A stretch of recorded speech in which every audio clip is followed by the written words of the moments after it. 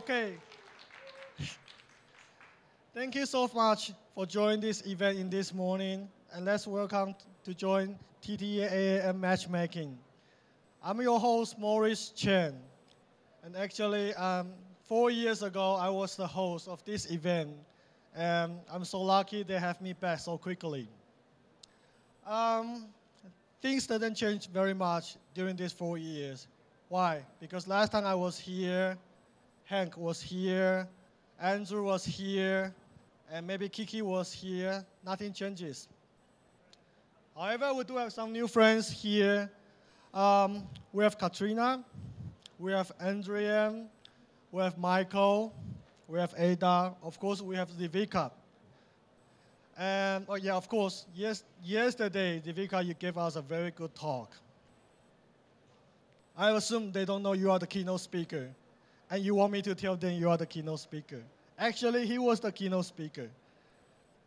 Do you know what is a keynote speaker? The most important people of this event. So he is the most important people in this event, and he's among with us. What went wrong? All right. Yeah, the world is changing so fast. Everything can be different tomorrow. Everybody said the best timing was yesterday. However, we still have innovation as a tool, as something we can, to be different. Innovation can become something we can escape, something can be inspired. But I'm not saying innovation is the most important thing in this world, in your life, in your career. As we all know that in the books, the most important things in your life, in your career, in this world is creativity and bold thinking and ability to dream. Is that right? Yeah. For those people who doesn't have these three criteria, they are so-called judges. So, welcome to join our judging business. But of course, just kidding. I know what they are doing because I was always with them for almost 10 years. And I know what they are doing in their countries. What they are doing in their countries is remarkable. They really help startups in their cities.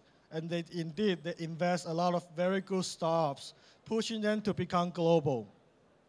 So I want you to know, all the judges here in the first row, I know what you are doing. I know you did a good job, and I admire your work. Last, let's focus in our startups a little bit here. They are on the left side of this area. They are ready to go. Yes.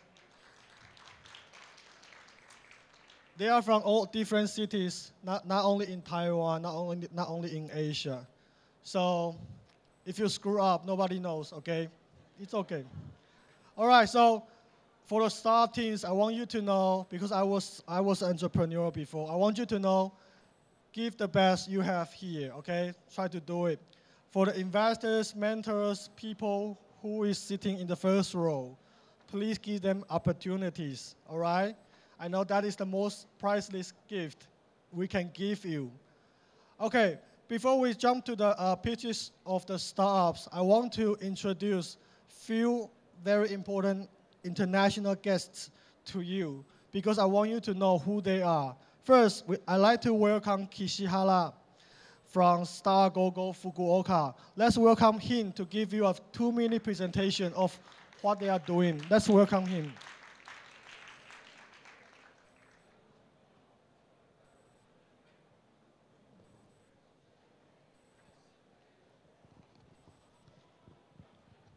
Good morning, everyone.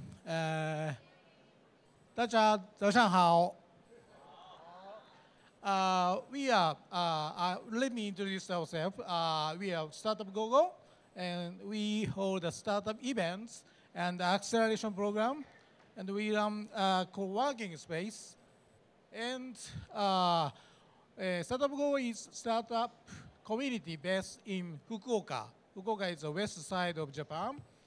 The first event was held in October 2014.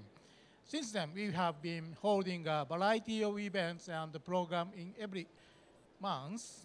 This is our partner. And this is the last year's events. and 37 startups speech, and over 1,000 attendees from Taiwan, Korea, and Hong Kong.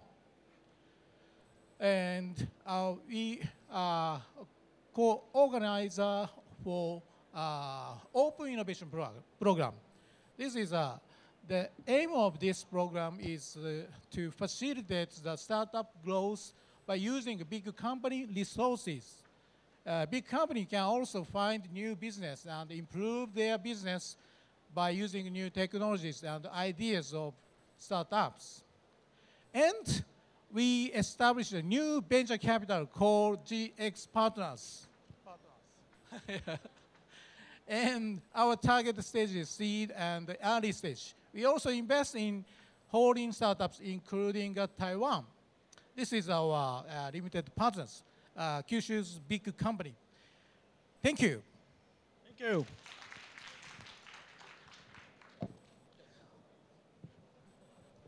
Next, we welcome the guests from Hong Kong. Ada. Ada, they come from Hong Kong Science Park. Welcome.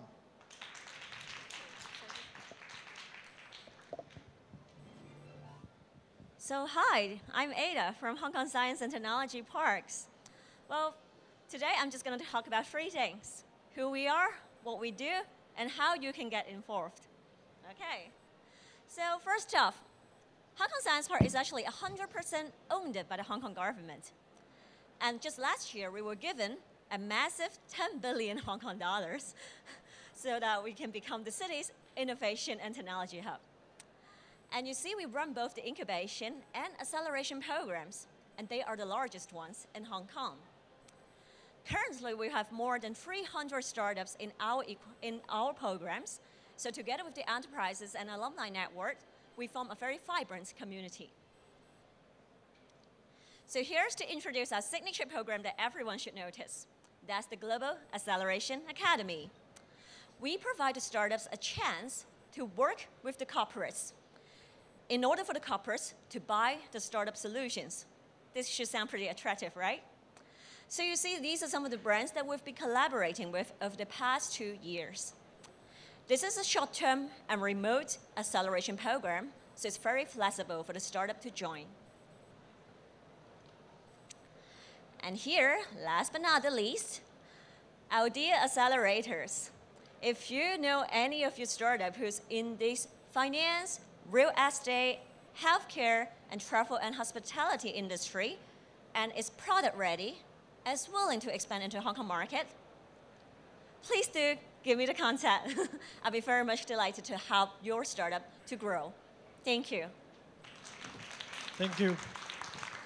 Follow up, we have a guest from Malaysia. He's the founder of Think Big, with Mr. Andrew. Morning, everyone. By the way, my name is Andrew Tan. I do not have any slide. I just want to give you a brief introduction about my company. We are a venture capital firm based in Malaysia. Currently, we are managing 3 funds. Our fund size is about 100 million.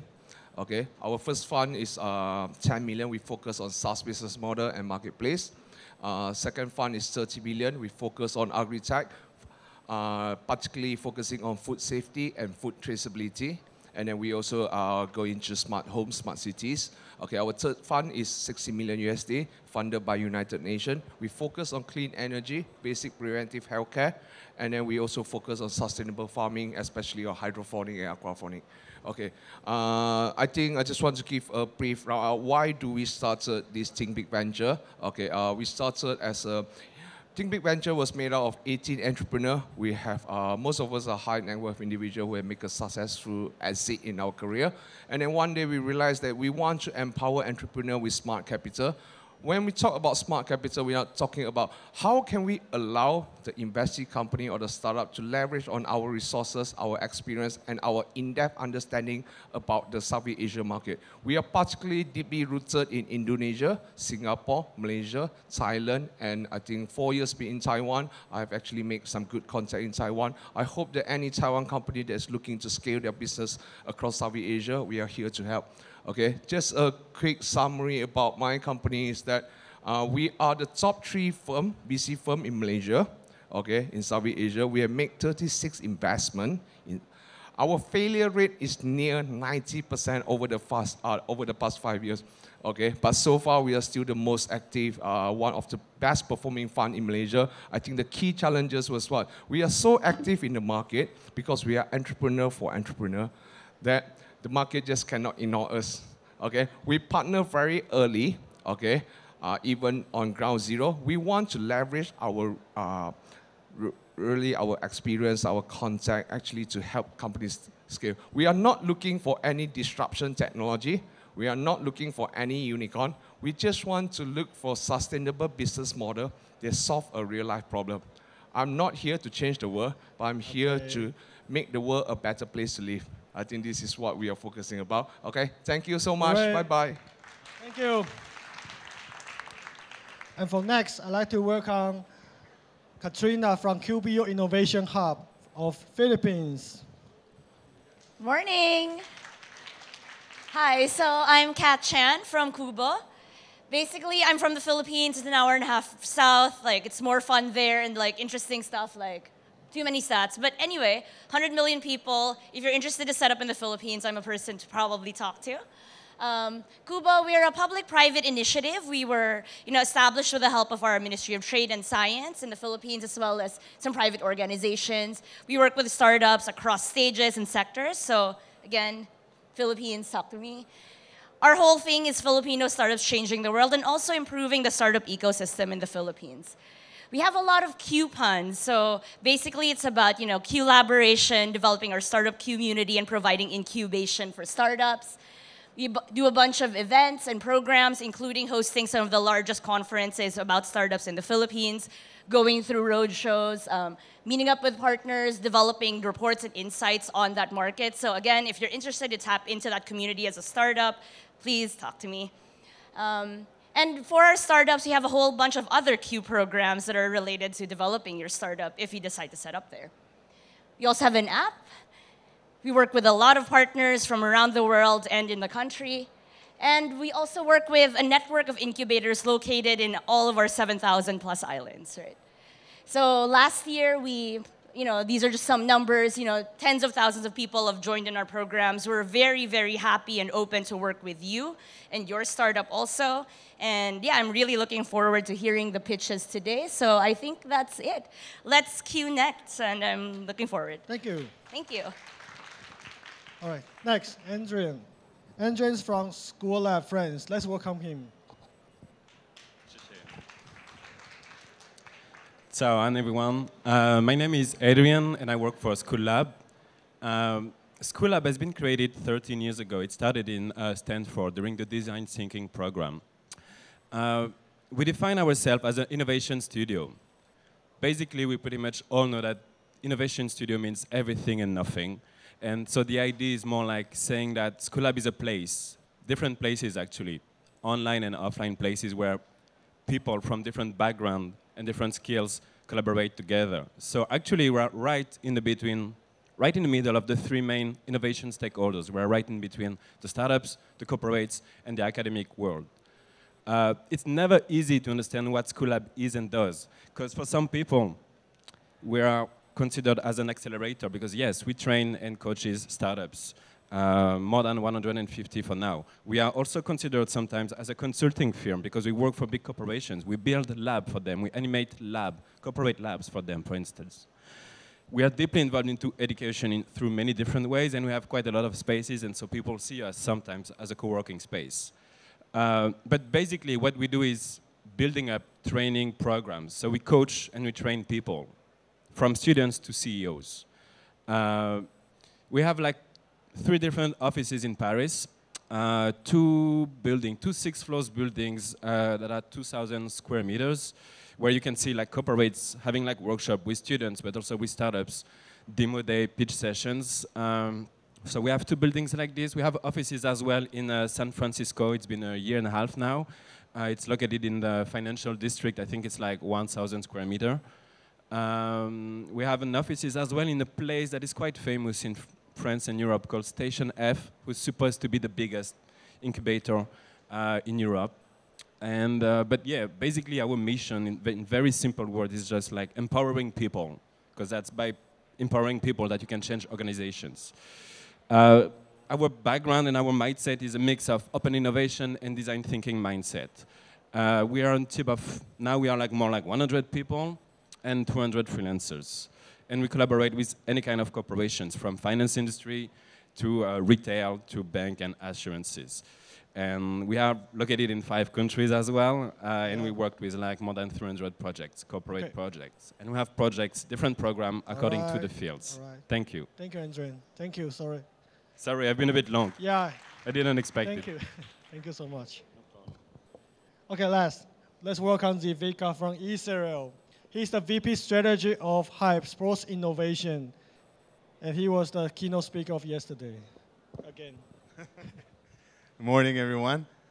Thank you, Morris. I know Morris said that the keynote speaker are the most important one, but I think he's mistaken. I think you guys, the startups, are the most important ones, because everything we do here, all of us here, are around you.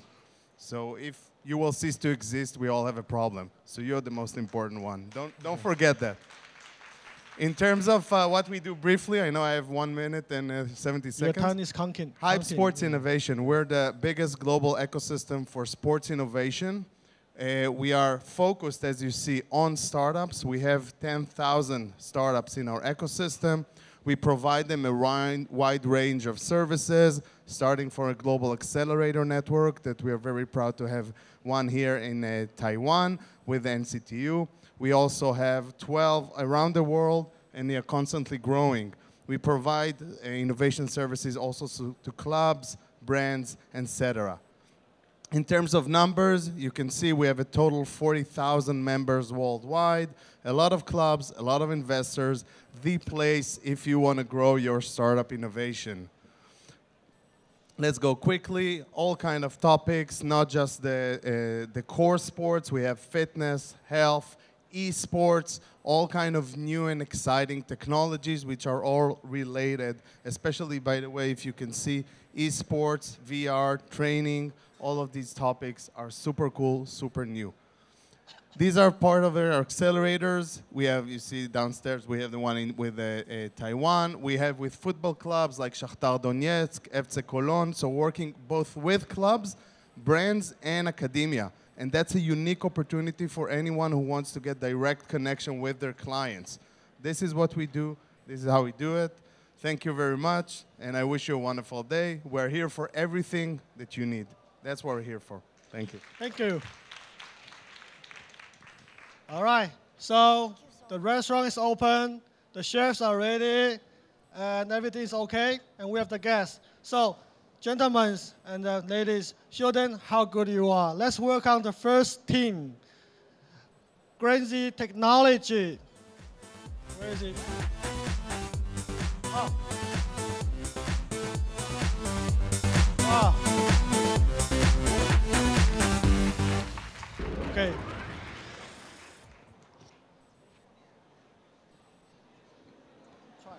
Mike? Oh, yeah. Good morning, everyone. I'm Jason. I'm the co-founder of Genzin Technology. And our company is an eye-tracking solution provider. So our vision is to overcome the current barrier between the eye-tracking technology and common user. We think we'll help you unlock the potential of your eyes as an ultimate interface to the world. So as technology advanced, the user interface became more intuitive. For example, when the computer first came, we used mouse and keyboard. And then a smartphone, we start to use touch panel. And now, as AR and VR devices became more mature, it's time for the user interface to evolve again. And this time, we think we'll use our eyes. Our eyes is actually a very powerful organ. The maximum speed of eye movement is 900 degrees per second. And we can easily look 3 to 5 locations within a second. And most important of all, it's very intuitive and accurate to use our eyes. So combining our eyes and the eye tracking technology, in virtual reality, we can point at a target with faster speed and higher accuracy. And using eye tracking in VR not only increases the speed of our control, it also increases the speed of your VR devices by using a technique called foveated rendering. which means we only display your focus point in high resolution. In this way, the computation requirement for VR devices can be reduced for at least 3 times. And finally, even without an AR or VR display, eye tracking can still enhance the way you interact with the world. A simple example is using the smart home devices. For example, when you tell a device to turn on the light, it's hard for a device to know which light do you mean. However, with a little help from the eye tracker, like this, it's very easy and intuitive to interact with the device. And of course, the application of eye tracking is not limited to user interface. It can also be used in marketing research, medical diagnosis, or assistive technology, or training or education. So because of all these applications, the eye tracking market is expected to reach 1.43 billion by the year 2023. However, we think there are still barriers between current eye tracking technology and the common user. And first is the mobility.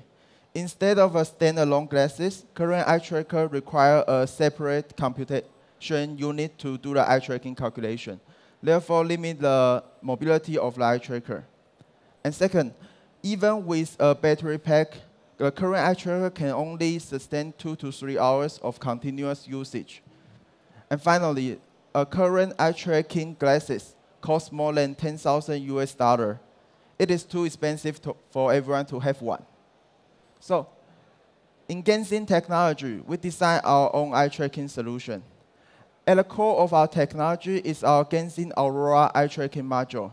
In the center is our self-designed ultra-low-power eye tracking IC. The Genshin EPU is the first eye tracker to reach all-day battery life, and we think a lot of new applications will emerge from this feature. And also, because of its small form factor, it can be easily integrated into many kinds of devices. For example, smart glasses or a VR or AR headset. So with this module, our current business model is B2B, which means we work with OEM and ODM and integrate our module into their devices. And we also have SDK and API for the developer. And we are now engaging customers across the world, and right now we are integrating our module into multiple next-generation AR, VR devices. And finally, we have a very strong and diverse team. Our CEO, Professor Chen, he's an expert in multimedia IC design. And we also have experienced sales, engineer, and product manager. And we are also working with multiple advisors. For example, Professor Ye. She's an expert in visual psychology, and she has a lot of experience using the eye tracker in her research. And we are also partnered with one of the top IC design companies in the world, Himax. They help us produce our chip. And these are some milestones we achieved since we spun off from National Taiwan University last year. In last year, we successfully taped out our EPU, and we completed our angel round by the end of last year. And in this year, January, we launched our Aurora eye tracking module. And we are now working with multiple partners, integrate our module into their next generation devices. So after enough validation on our solution, we are going to mass production and A-round fundraising early next year. Okay, so we are Genshin Technology. Thank you for your attention. Okay. All right. For the judges, we have 4 minutes for each team. So I'd like to start. Who has any questions to this brilliant? All right. Okay. Thank you. Thank you for your presentation. Just have like a very simple question. You've mentioned different type of applications that yes. are also sort of markets. For now, like which one sounds the more promising for you? Okay. Which one of the 5 you've mentioned? Is there like one that you feel like you have to focus on this one, or for now you keep like all the doors open? Yes. So currently we're focusing our technology in AR and VR. We think it can be the next generation user interface in AR and VR. Yeah, and AR and VR devices is getting more mature. So we think in a few years we will focus on this point. Yeah. Okay, but that is like somehow on the technological point of view. No. Like the way you want like to make it happen. You mean Which the field? application? Exactly, the application or the Okay. industry you think that it's gonna like be a hit for you. Okay, so we mainly focus on the B2B part, which means we provide the device and we let the application, let the developer think of the application. But one thing we think it will be good is in gaming. Okay, Maybe. gaming. Yeah, in gaming. Okay. Like pointing with your eyes is much faster Yeah. than the handle we are now using. Yeah. Okay, okay. So I think gaming is Okay. a big chance. Yeah. Okay, cool. Thank you. Okay, go. A quick one. Are you already patent protected? Uh, The Aurora. Oh, we complete our sample. We get our sample chips, so we test it. But right now we haven't going to mass production because we need a firm requirement to go into mass production. No, I was asking about the IP. The IP is IP. protected. Yes. When we spun off from National Taiwan University, we transfer the core structure of our technology. We patent the structure of our algorithm. Yeah. So we protect it through the structure of the algorithm. Anyone? All right, Kisha. Could you tell me sales strategy, each area, or sales strategy, how to sell your product? How do we sell? Yeah. Okay. Do you have any partner? Yes. We work directly with OEM and ODM, and they produce the end product, and we work with them and integrate our module into their product. So we sell them the module, and they sell the end product to the customer. Yeah. That is a possibility. We have to, maybe Michael first. So you mentioned you're focusing on the OEM and ODM business. Right. Yeah. Are you also keen on developing your own brand and your own brand? Right now it's B2B, so we focus on OEM and ODM, but in the same time we are working with some eye tracking developer to use our glasses. But right now we don't plan to launch our own eye tracker glasses. So in your near or midterm future, you're not looking at developing your own brand? Maybe after 3 to 5 years, yeah. Yeah. Okay, time's up. Thank you. Thank you. And next, we have Cryptos, cyber security. Let's welcome.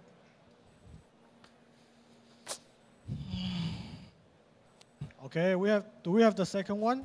The Cryptos. Okay, yeah.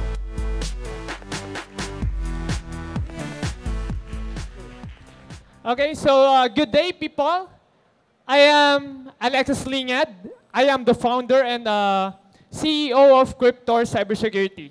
And I'm also the Philippine Hacker Games champion 2015 and 2017. But don't worry, I won't hack you today. So this is the problem. Do you often connect to public Wi-Fi, or do you connect to Wi-Fi? Yes, of course. But the study says that a hacker can hack you within just 60 seconds. You can also watch my YouTube vlog in YouTube, and you can see how it is done in just less than 60 seconds. So a hacker can hack your bank accounts, your online accounts, your credit card information, and everything. So expert says that the best thing to do to secure yourself from this is to ditch public free Wi-Fi. So it's very annoying, right? So what we created is this mobile app. This mobile app is the Hakuna that can block and detect Wi-Fi hackers within the area. And there's some magic here. There's some magic. And here's the magic. This is the first mobile app for individuals to track hackers who hacks you within the Wi-Fi. And we're making the bad hackers powerless. So it's like we're giving you a weapon, a new weapon, to fight hackers just like those kind of bad hackers. Okay? So we are creating a new era where hackers will be afraid of hacking you because you have this weapon. Okay? So in here, we have a happy ending. You can now connect to public Wi-Fi peacefully. So as of now, in just 4 months, it garnered 100,000 plus installs. It launched November 2018. And as of now, it is nearly in 500,000 plus installs. So it became the #1 app in the Philippines 2018 as an anti-hack, and the #4 trending tool worldwide last November in Play Store. And its top places is US, India, and Brazil. And it's I've been exposed in local and international media. And here's the market validation. 432 million people connect to public free Wi-Fi. And 116 of them are worried that their public Wi-Fi is not secure. And 73 million of them is doing online banking. Take note of that, online banking. And they're checking their email, 376 million of them. So if I'm a hacker, okay, I can hack nearly 73 million people and 376 people who is checking their email. So that's why we need this app. So as of now, we have 100,000 in the market of those people who are worried that the public Wi-Fi is not secure. And as of now, the business model, it's updated. As of now, as of this today, we have now 10,000 plus premium users. 70% from them is from US. And as of now, it's multiplying by every month by 5. And we expected that this app will become a billion valuation by 2020 and millions in revenue now, as of now, every month. And here's my team. And by 2020, Hakuna will be the primary mobile security app in Southeast Asia. And that's it. Thank you. Ooh, wow. So energetic. So who has questions? No? All right. Ada first.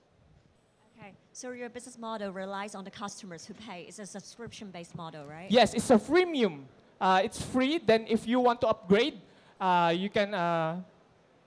So do you plan on like having the copper version as well? Do you plan on maybe having louder? the copper version? The copper version, would you consider? Computer version. Yeah. Yeah. Actually, we're creating now the desktop version and the iOS version. Because as of now, it's available only for Android. I'm just curious, how can I help you? Okay, you can help us if in investment in order for us to scale up. How much are you looking at then? How much are you looking at? 50 million pesos. Which is? $1 million USD? US. That's $1 million US. $1 million US. Million, yeah. Okay. Wow. Anyone from here? Well, first, thank you very much for creating this app. I already downloaded it, by the way. Okay, thank you. It's very important and for your energy. Following the question regarding your investment and your future progress. So you have a freemium model, and then you got a question regarding the corporate application that could be used for organizations. What are the next steps? I mean, how are you going to increase your business development? And you also mentioned that you're going to be the biggest one in South Asia. Why not the world? Because I believe that it's a step-by-step process. So I believe that we can grow little by little. Not, but I have a mission to take over the world. I mean, but in the mobile app security industry. Okay, good. So there's no technical issues with going global. It's just an issue of strategy. Yeah. Good. Yeah, thank you for this very dynamic presentation. Just one quick question as well about the users.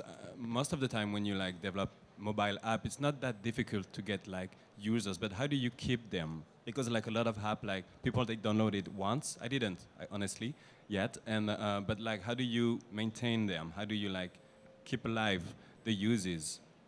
Actually, we have a weekly updates in order for them to really satisfy our customers, because it's a never-ending process to satisfy our customers. So tomorrow there will be needs for this. Next week there will be a needs for this. Then that's what we're doing. Okay, okay. It's a never-ending process. Okay, it's mainly a technical update more than like adding features or new content. Yeah, it's adding features. It's already in there. Okay. Okay. Thank you. Okay. All right. Can I still ask? Sure. There's still time. Yes. Two very quick questions. 1 minute. One, like, you said you had a freemium model, so does that mean you also run advertising on the platform? Yes, and then yes. the second one is, how do you imagine you would stay competitive versus like, you know, global kind of security firms that are also creating security apps, right? So what's your approach? So as of now, we're the only one that offering tracking the hackers. So it's like we're countering the hackers, just like me as a hacker. So I'm fighting hackers just like me, and that's my focus. Unlike those antiviruses in the world that is focusing just to block the hackers. But me, I'm countering them. I'm fighting them. You. All right. Sorry, One last. one last. By the way, how do you fight against them then? 30 seconds. How do you fight against them? We're tracking them. You're what? We're tracking them using this app. So this app will tell them the IP address, the MAC address, and the brand of the laptop, what kind of the devices that the hacker is using, and Okay, so what can you do when you have all this information? What can you do to them? They have two options. They can report it to the authority, or number two, they can go to that hacker and say, hey, why are you hacking me? Then that's it. All right, thank you. Thank you. Okay. And next, we welcome another team, Longgood. Let's welcome Longgood. So you have a minute.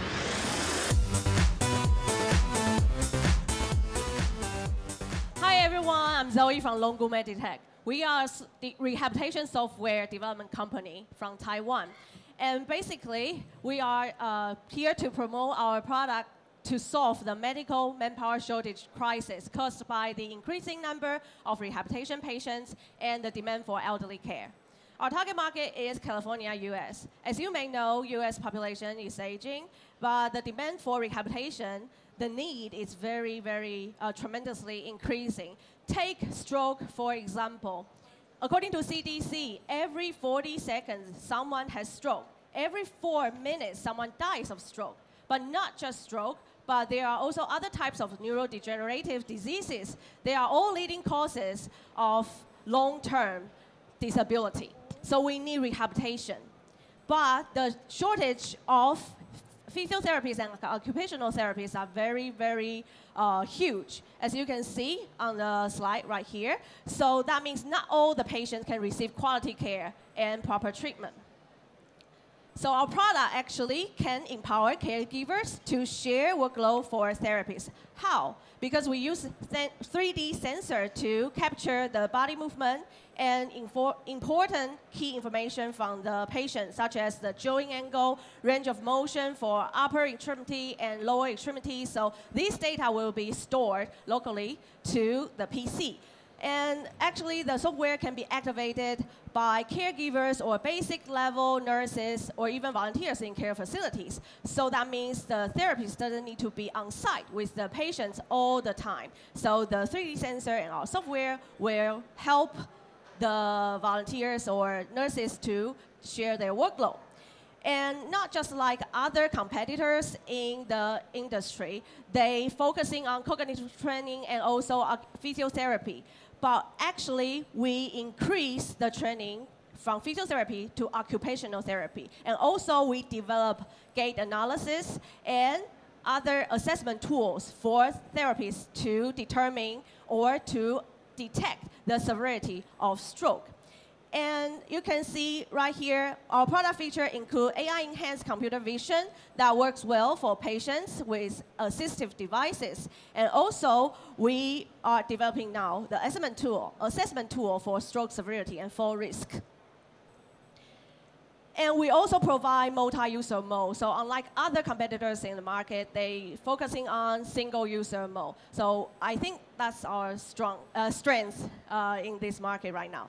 And the target market is California, USA. So right now, telehealth policy is already in place in California, and so is the FDA's acceptance for software is increasing, and also the adoption of AI technology in medical centers are increased as well. So we are ready to go to the market. Our target customers include hospitals, care centers, and end users. But they are all purchasing our models based on subscription model. And for hospitals, the price will be a little bit higher because we need to generate professional report for the therapy to track and to evaluate the condition and progress of the patient. But for the care centers or the home users, they can use our EXA games and programs as group activities tools. Okay. And in our current status of the company, right now we reached the 50% market share of Taiwan's top-tier hospitals. And we've completed 5 clinical trials and published papers that can validate our product, effectiveness of our product. And also we enter China and Singapore already. And in the next 5 years, we need funding to start from the UCSF Medical Center in San Francisco and get our FDA approval in USA. Then we will gradually try to develop a deeper and wider local network through distributors and dealers so that we can penetrate care facilities and home user. The financial plan will starting by asking for $2 million US so that we can invest on our R&D team and sales team. And we show you the executive summary right here. The business model is B2B2C, and it's a subscription model. And we are looking for any types of collaboration from you guys. Thank you very much. Thank you. Thank you, Longgood. Okay, all the judges or mentors. Okay, Katrina. I'd like to ask, so you mentioned you already have 50% market share in Taiwan. So are these hospitals? And these are all paying customers. Have you validated the business model, I guess, or how much people would pay for the service? In Taiwan, it's one-time purchase, but we are trying to work with private care facility to see if the subscription model works. Because in Taiwan's hospital, the budgetary, they really opt for one-time purchase. But now we think we can try to explore more with the private care facilities and see if the model really works. Yeah. Okay, Kishiara-san. What is differentiation from other product? Differentiation. What is different from other competitors? Competitors, yeah. Okay, okay. Can I get back to my... Yes, sure. Yeah. Okay. Okay. There are some key players in motion sensing device industry, and they focusing on single user, and also the physiotherapy, like doing some kind of rehabilitation exercise or training. But they rarely do occupational therapy because occupational therapy requires a lot of custom-made localization for the patient because the patient needs to know how to cook a meal in their kitchen, how to complete a shopping trip in supermarket. And this is quite localized because each country's supermarket or kitchen or transportation looks different. But we try to do the custom-made development for each customer in different countries. So that sets us apart from other companies. And also we do multi-user mode with multi-linguistic voiceover, and that will help reduce the workload for therapists because normally they need to repeat again and again about how to do the training. So yeah, that's the difference. Okay. Thank you. And maybe I have a quick one as well. How many people in the team? There are, I'm so sorry because of the time. We No, have 5 people in our team. Okay. Yeah. And so our CEO is a medical engineer, and product manager is a physiotherapist. Okay. And also we have advisory board from hospitals and other expertise. Okay, most of them are based in Taiwan, right? Yeah, based in Okay, Taiwan and right now. why are you targeting California? Because I'm not an expert of silver economy, but I know that both Taiwan and Japan has like this issue that is also somehow an opportunity. First of all, because our CEO, Ray, he's a visiting scholar in Berkeley. Okay. So he has a connection there. And Okay. also, we are minute. not giving up Japanese market.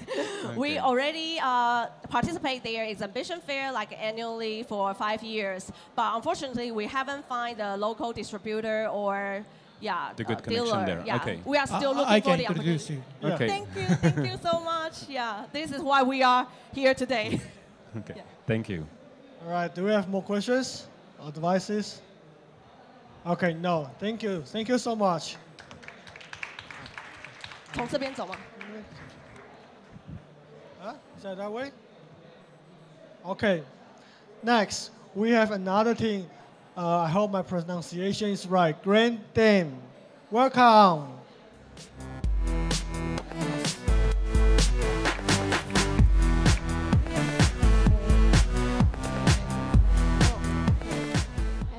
Okay. Good morning, everyone. We are Grand Corp. I'm Jennifer. This is Chris. Hello. And today I'd like to introduce our project, Arigala.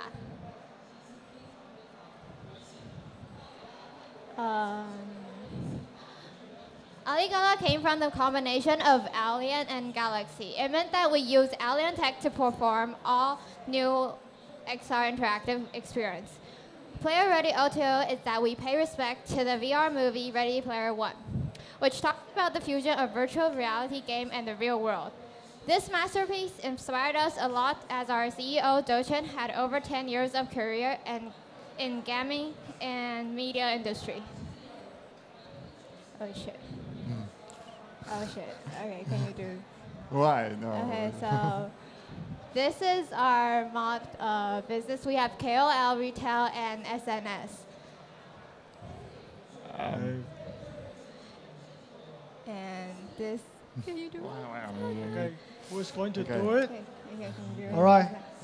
Okay, so let's get to the model. So our model includes celebrities, retail stores, and gaming. We actually require users to participate in, we encourage users to participate in interaction with the celebrities who are having their own game avatars inside the environment, and go to different retail places where they can gather points and spend them on the new items in the games, or actually the physical products inside in the real world. Okay, to continue. Okay, and these are the main ideas of Arigala, including KOL co-branding to help expansion and go viral. Second, O2O integrated unique functions can catch everyone's eye. Next, real-time XR missions for retaining users. Last but not least, go and play to assess new retail 2.0 and marketing 4.0. Grana is supported from Microsoft and accepted into Microsoft Startup Accelerator. Oh, Deb likes this one. And this is the system architecture of Arigala platform. And here is a video. Hi. Can we play it? Can we play it? Can we play this? Can we play this video? Sure. Like, just maybe click. Oh, okay, it's fine. So this is our app's demo video.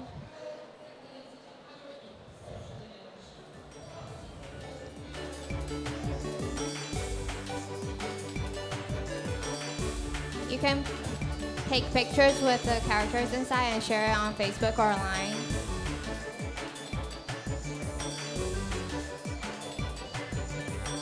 And you can change clothes for all the characters inside.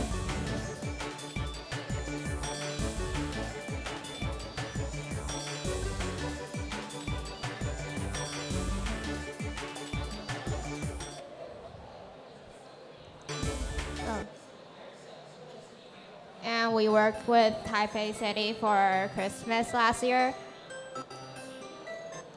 Oh, okay. Should I play? This Okay. video, actually, in the background, you can see one of the kinds of the equipment that we offer to set up at the retail places. This is another kind. This one we set up this year during the New Year's, during the Christmas at the Taipei City Hall, so people could come and get acquainted with the characters that appear in the game. These are some of the colors. You could see that for a second. I'm sorry. And these are the members of our team. Okay, and yeah, we established in 2017. Our app went on last year.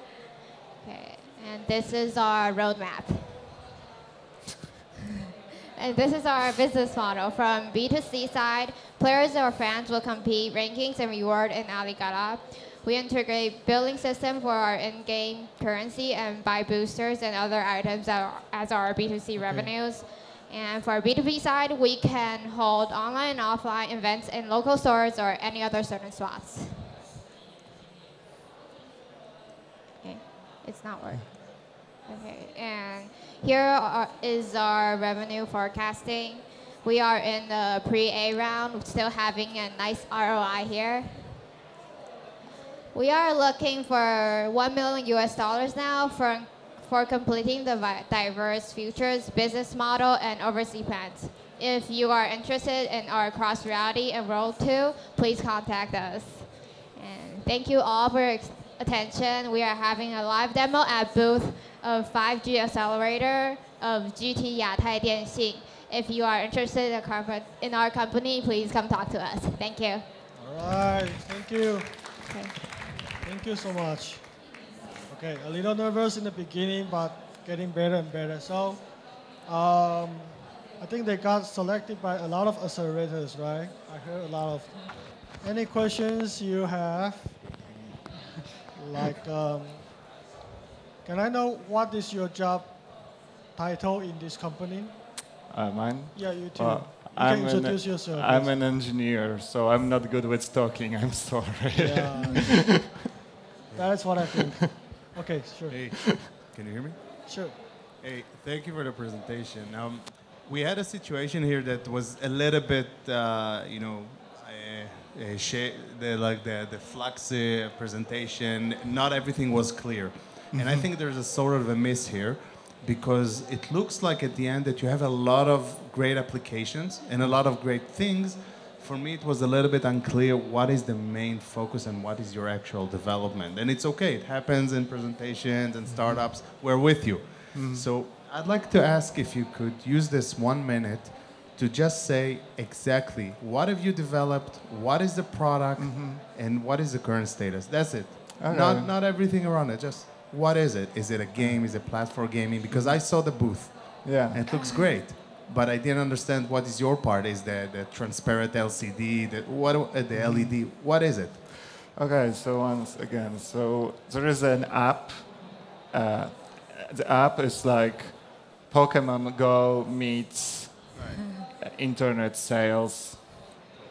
You walk around the city, you get to the points, which are some retail stores that we signed the agreement with.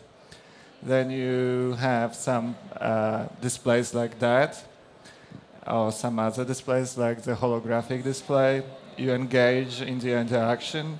You have your character in the game, which you can, for example, put in this monitor, so you claim displays.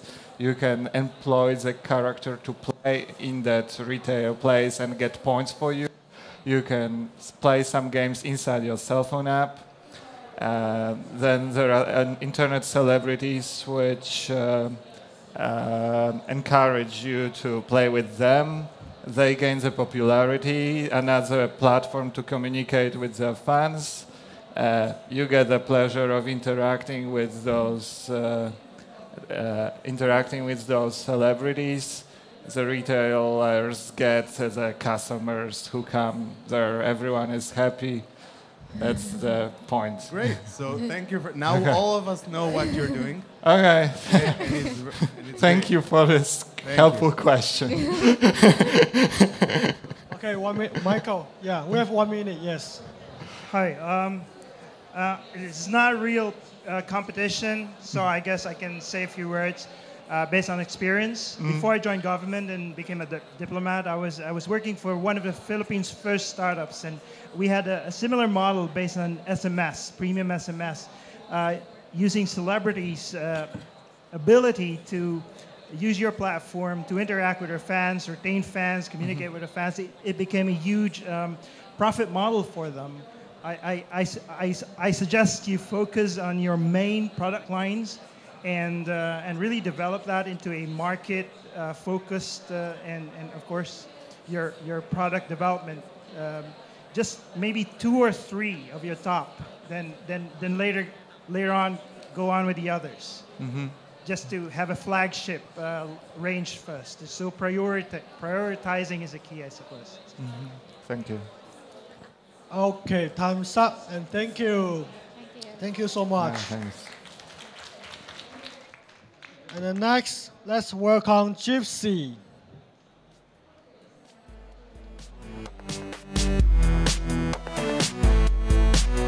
Okay. Oh. Hi guys, my name is Joff and I'm from Gypsy. It's a challenge for advertisers to prove cost efficiency when launching an ad campaign, especially in an offline format. That's why we at Gypsy, our goal is to democratize advertising so that it affects the 3 prongs of society that it actually benefits. First one are the advertisers or the brands, by allowing them more cost-efficient channels to launch their ad campaigns. The next one are the communities, by allowing them to earn by advertising launched in their personal spaces and infrastructure. And of course, for the most part, it's the end audience, by allowing them and giving them more relevant content that they would like to consume. Gypsy is a community-powered media platform powered with AI to help advertisers deliver more targeted and more relevant content to their offline components. We have 2 core businesses at Gypsy. The first one is TransitFlix, where we install tablets inside Grab cars and taxi units, and these tablets have facial recognition technology embedded within them that reads the demographic profile of whoever is inside the trip and displays ads according to that segment. And the next one is Media Mall, where we aggregate, and it's a marketplace and an aggregator of all offline sources in the Philippines right now. So it's a combination of all radio ads, OH format, and both large scale and small scale. Brands love us because we're able to help marketers like you and me achieve a multitude of their marketing goals. Awareness, recall lift, lead generation, engagement, and traffic building. It's never been before done in an offline channel. And these are our core insights based on our current run since last year, August. It's easy to use Gypsy. First, you have to create an advertiser account through our platform, gypsy.ph, and then you buy ad credits that you would use to consume in our ad ecosystem. And then you launch your campaign as if it was a Facebook ad, but launch it in a different medium. So you choose your ad campaign based on which channels you prefer on launching it to. TransitFlix works this way. Essentially, we install these tablets inside Grab cars and taxi units, and these tablets can read the demographic and the location profiles of whoever is inside them, and displays ads according to those data collected. Right now, the Philippine market in advertising is so huge that last year alone, advertisers spent $1.8 billion in advertising alone. My team is composed of 3 people like you and me, visionaries who want to change the world 1 ad at a time. This year, we're looking to scale to 10,000 people earning more, 10,000 people, members of our community, earning more through our platform, Gypsy. So the next time you're looking for ads, go Gypsy. Thank you. Wow, quick, good one. Wow, only 3 minutes. Very good. Do you have an ask here, or like you're here for matchmaking, right? So what are you looking for? Well, right now we're looking to scale by, of course, having an investor on board. So we're looking at $1 million in order for us to scale to 10,000 this year. $1 million. Okay, 1 million. Of course, matchmaking as well. If we have a probable business in Taipei, that would be nice. Okay. I want to start, of course, the ad industry is booming and it's huge, and the ability of technology to do customized and targeted campaigns and ad, of course, is valuable. But I want to give like a personal note that it was, for me, it was a little bit hard to see that. You started with saying democratizing ad. And I would assume that if you would actually do a democratic voting for ads for the people, 99.99% would say they don't want to see any ads because ads are, annoying. Yeah. And the entire scope, the way that you presented it, is a little bit misleading. And this is my feedback to you. When you're selling a device, a technology that improves people to sell more, focus on that. You don't need to give all kind of new age concepts like democratizing and things, because it's just wrong, okay? All of us, we hate ads. That's the bottom line. So I would suggest rephrasing the pitch so it will be more authentic with higher integrity, because otherwise it creates a conflict. Right. On a personal note, we found that most of our audience enjoy the ads that are displayed in our platform because it's more relevant to their segment right now. Because we enable the advertisers to target based on the personal interests and demographic profiles of passengers. That's why we say democratize, because I fully at the agree. end of the day... I fully agree that targeted advertisement are better than generic one. Right. But I think that even better than targeted advertisement for most people is no advertisement at all. Just to sit in the car, to relax, to ride, and to get to wherever they need. So just think about it. Okay, thank you. Hi. All right, Can Andrew. you, Yes. Yeah, you. can you elaborate more on your business model with your partner?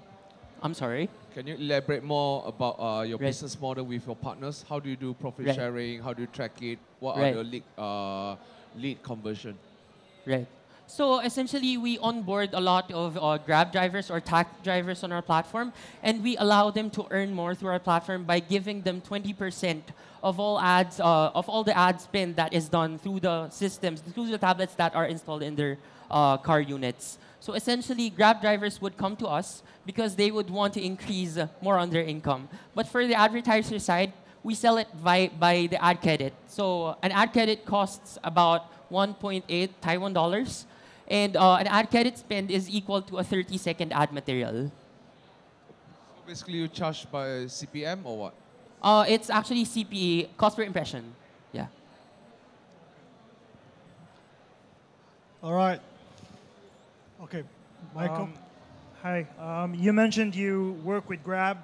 I suppose you work with the drivers and not with Grab corporate. I actually worked with Grab local marketing for the Philippines. For the Philippines.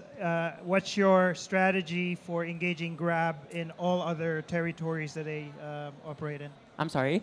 What's your strategy for engaging Grab in all the other territories that they operate in Southeast Asia?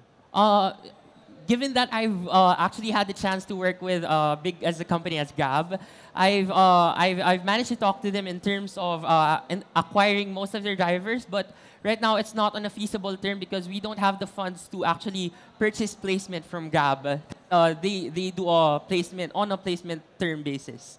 Instead, that's why we're trying to acquire everyone on, how they say, guerrilla basis, that the Grab drivers would go onto us instead of us going to Grab personally, because Grab would charge us an immense amount of money just to place our tablets inside. So we're doing it now on an individual Grab per Grab driver basis. Yeah. Okay, that's it. Thank you. Thank you. Thank you so Thank you. much. That way. Okay, halfway. So the next one will be Ladle Media Technology Company. Let's welcome.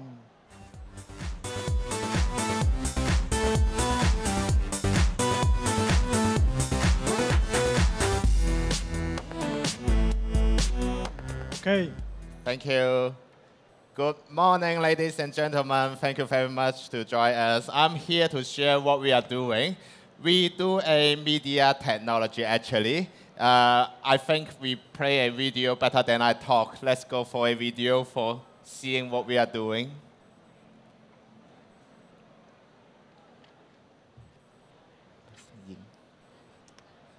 Lucky shoes.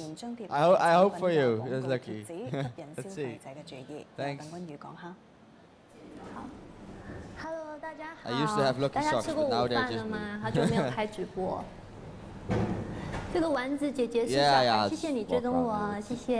I sit the whole day, so. Angela 係呢個線上直播平台嘅市場部經理，亦都係平台嘅其中一位主播。公司喺全球多個國家都設有分部，佢哋亦都睇中香港嘅發展潛力。1年前開始將平台打入香港市場。為咗令宣傳信息更加容易接觸到目標客群，佢哋就選擇用最原始嘅宣傳方式，到餐廳張貼廣告貼紙嚟宣傳平台嘅服務。我覺得成效是蠻好的，因為不光是新的用戶，我們一些舊的用戶，他也有跟我們表示說，在餐桌上看到我們的廣告啦，看到他喜歡的主播出現在餐桌上，他覺得這個是一件非常新奇的。Carl 喺1年前成立呢個廣告配對平台。透過收集私人物業嘅閒置空間，再將佢轉為廣告位，提供俾客戶落廣告。目前主要針對餐廳嘅閒置空間，包括餐廳桌面、地鋪外牆等等。客戶可以透過平台嘅大數據技術嚟揾適合嘅餐廳張貼廣告。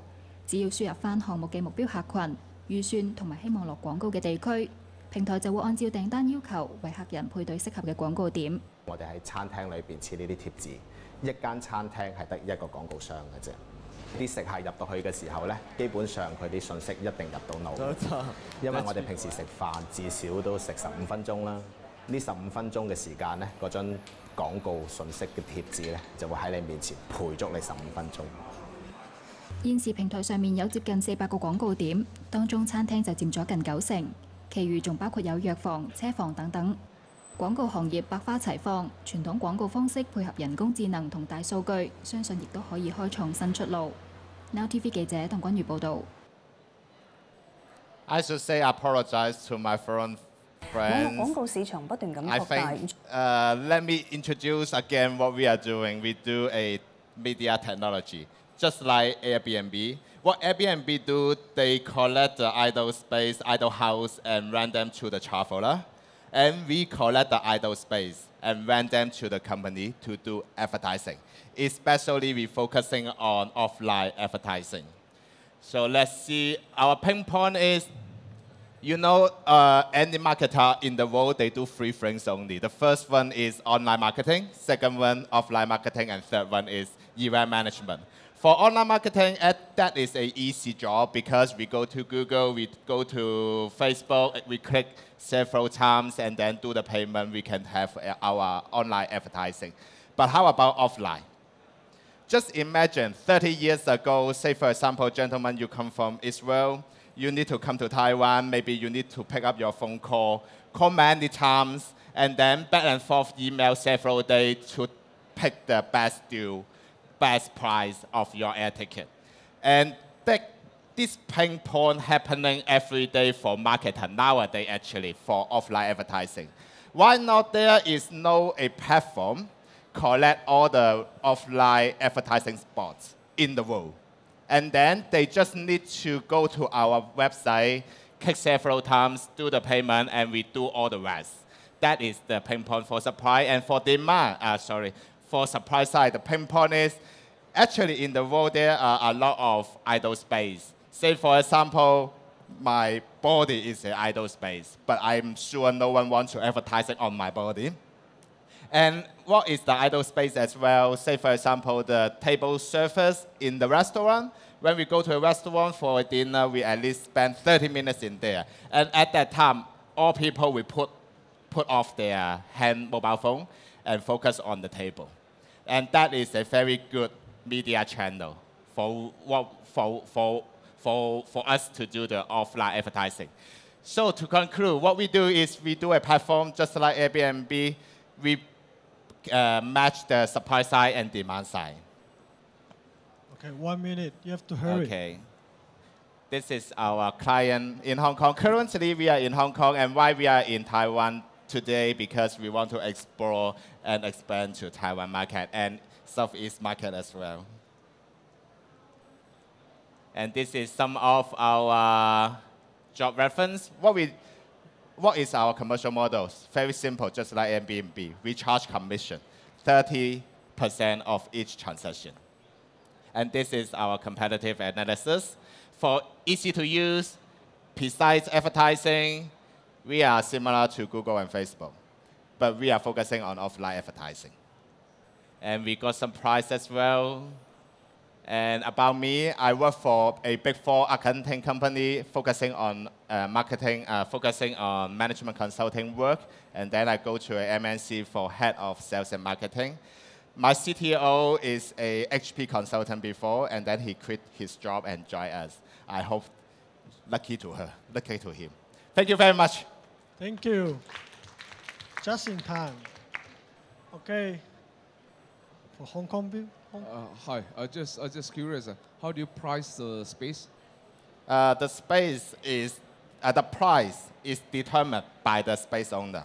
Say for example, if I am a restaurant owner, I want to rent out my space, I can determine my own price. And then on top of his price, we charge our commission. That is the first option. The second option, we got an AI as well. And if the space owner do not have idea how to determine their price, our system will help them. And we use the approach is the most easy way for them to rent out, then we set the price. What kind of data can you provide to the advertiser prior my placement of the advertisement? What kind of data can you give me? I cannot hear. I mean, let's say if I were to advertise in this restaurant, can you give me what kind of data can you give it to me? Like the patron, the peak hour, what kind of data can you provide to me? In our platform, just like Airbnb, every advertising spot have their information in there. Just like you said, the peak hour, how many traffic in there, any landmark, any interesting place around there, and especially the price. No, I'm not talking about the surrounding. I'm talking about the data in that particular outlet, just that particular outlet. Let's say if I were to advertise, I tell you my target audience. What can you feed me with my got it. data? Yeah, got it. For example, online marketing has their data presentation. Offline marketing has another set of data presentation. Say for example, we have a client, they provide slim surface for lady. And what they want to target is they want to target girls, the office lady, and they can just go to our website and pick targeting girl. And then what our results show to her is the dessert house, the hot pot restaurant. Say for example, I'm a girl when I have my dessert, and then when I have it, I will feel guilty. In front of her, there is a slim surface advertising. How do you measure the result? How do you measure the result? How do you measure my ROI and my conversion? I give another example to you. We have a Taiwan client who do mobile game business. He comes to Hong Kong and try to do the promotion. They use the traditional format to do their promotion, and what they want download rate. The download rate for the traditional method, that is 120 Hong Kong dollar. And when they change to our platform, they only need 40 Hong Kong dollar for one download. That means we only need 1/3 of the price to do the same performance. Sure. Just one quick question, because I'm a foodie, and I'm familiar with the Hong Kong restaurant scene. Yeah. So I've noticed that in your slide, most of your clients are basically just having one outlet or just two outlets. I mean, those kind of little restaurants. How do you scale up your business? I mean, because you all have to communicate with each and every one of the restaurant. Is that, or how do you really do the scaling? For every platform, the early day is a hard day for us. Frankly speaking, in the first day, we go on the street, knock the door, and collect 300 restaurants come back. Right now, they come to us because word of mouth.